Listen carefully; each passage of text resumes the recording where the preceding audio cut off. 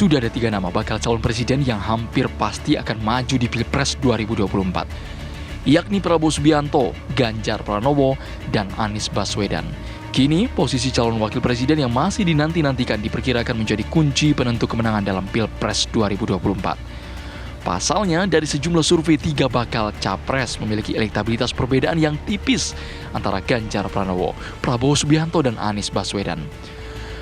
Belum adanya nama yang dipilih sebagai pendamping 3 bakal capres membuat Ketua Umum Partai Nasdem Surya Paloh lebih memilih menunggu dari pengumuman bakal cawapres dari kubu Ganjar dan Prabowo. Surya Paloh mengungkapkan pihaknya akan melihat terlebih dahulu siapa pendamping Ganjar Pranowo dan Prabowo Subianto sebelum Anies Baswedan memutuskan siapa cawapres yang akan mendampingi di Pilpres 2024. Akan ada berakan. Dia udah duluan capres. Kalaupun dia belakangan wapres nggak apa-apa dia. Memang apa yang mau jadi berhasil? Kita mencari yang terbaik dari yang baik. Itu jawabannya. Apa penyebabnya? Kita mesti punya banyak alternatif pilihan untuk mulai memikirkan dan melihat. Kalau mungkin pencapresan duet capres dan cawapres daripada katakanlah di luar daripada Nasdem, partai-partai pengusung lainnya. Ada kesempatan bagi Nasdem sekarang dia lihat ya dulu nih. Oh, ini Pak Ganjar siapa wakilnya? Oh, ini Pak Prabowo siapa wakilnya? Nah, dia bisa lihat itu. Ya, ada kesempatan. Kenapa dia tidak memanfaatkan ini? Nasdem sudah terdepan. Nggak usah tertakut ya bahwa saya dikatakan dia tertinggal. Dia paling depan ya udah. Lantas bagaimana tanggapan kubu Prabowo dan Ganjar melihat langkah politik injury time yang dilakukan Nasdem yang lebih memilih menunggu lawan politiknya menentukan pendamping bakal capres yang diusung? Benarkah alotnya memilih bakal cawapres karena belum adanya sosok yang mumpuni mendongkrak elektabilitas bakal capres yang diusung? Tim TV One mengabarkan.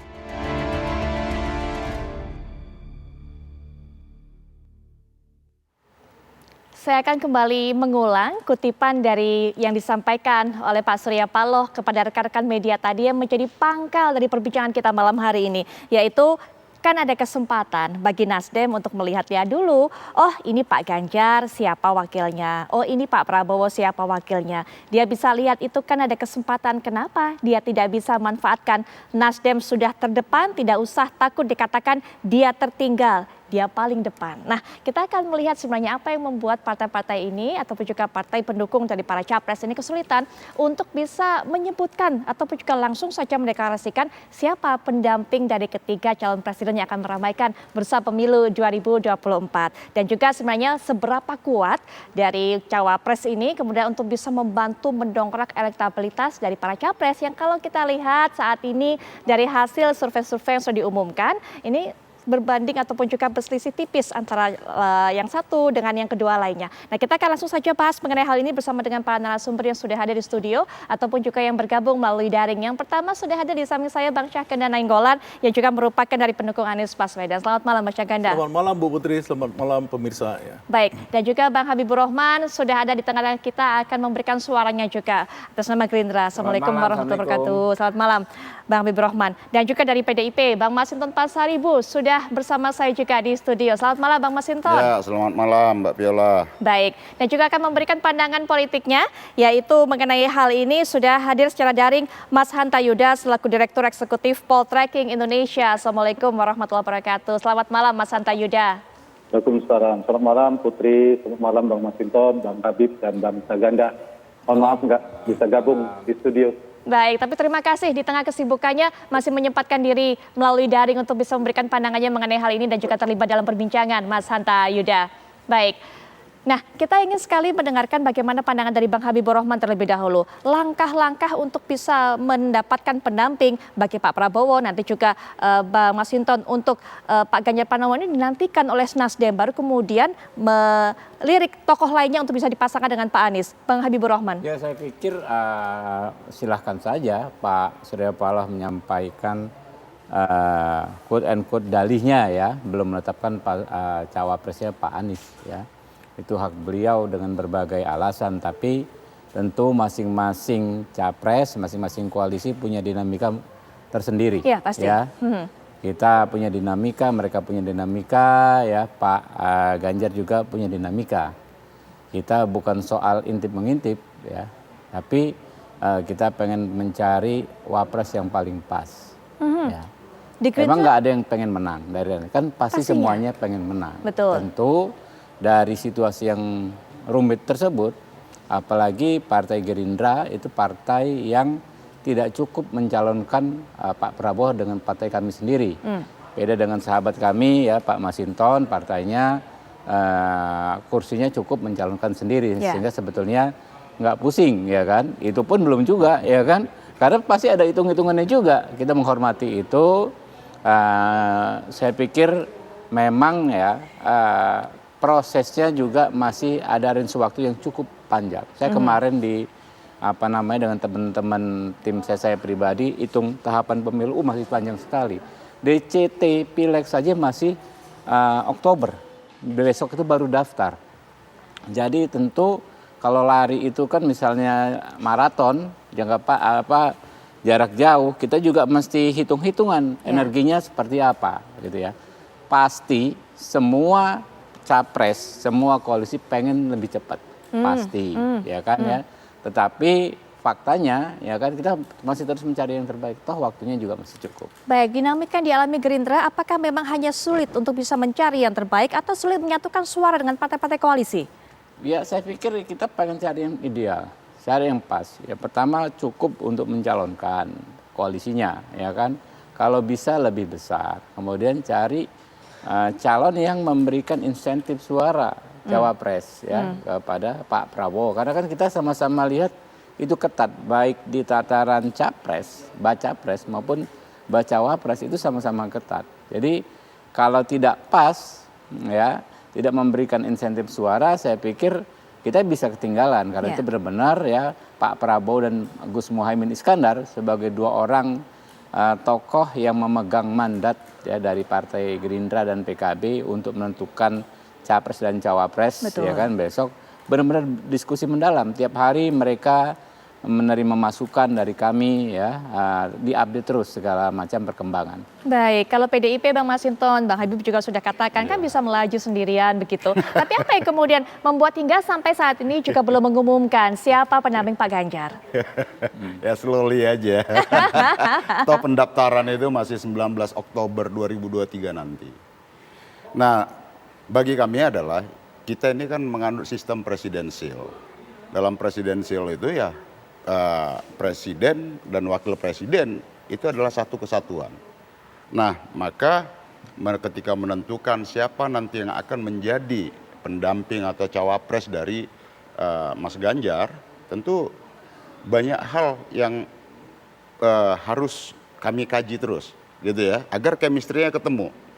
Baik itu secara historical, ya, aspek kesejarahan, kemudian pandangan bersama dalam konteks Indonesia ini ke depan, tantangan yang akan dihadapin seperti itu. Jadi karena ini adalah kita mengadut dalam sistem presidensial, presiden dan wakil presiden itu ya satu elemen yang tidak bisa dipisahkan.